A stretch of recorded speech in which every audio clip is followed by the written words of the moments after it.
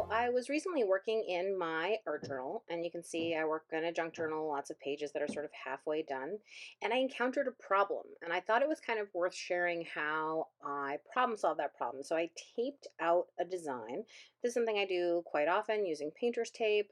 And then I painted over the tape, which is what I always do. And then I scratched into it, which again, like nothing here was unusual. What was unusual actually happened when I started to pull the tape away. I don't know if you can quite tell here, but I started to actually pull the paint that was on the deli paper that was collaged to my art journal off. So instead of revealing the beautiful oranges and greens, I ended up pulling up big sort of areas of acrylic paint. And so my design didn't come out cleanly. I sort of had these big, weird, empty areas. You can kind of see on the left how it's supposed to look with these sort of thin lines shining through, as opposed to on the right how it looks like a big mess.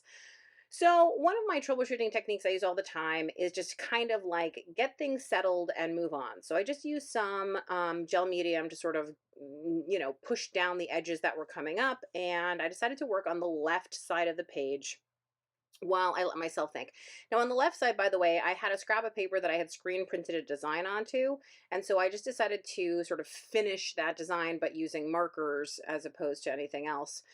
So it would look like maybe I had screen printed over the whole thing. And this is a really just easy trick to also make like a really sort of messy, crazy background come together to put a strong, bold pattern on it.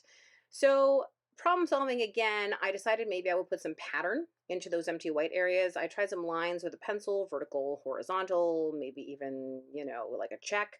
Didn't love it. I decided I needed to bring the color back in, and I was a little bit nervous since I had taped everything out carefully, but you know what? It doesn't really matter because again, it's meant to be messy. It's meant to be a little more free. It's meant to kind of have like soft edges. And even though I had planned to have this clean, crisp, beautiful design, I'm starting to really like the way that it turned out a little more organic, a little more broken and distressed, and it kind of makes the whole piece actually work better than I had planned.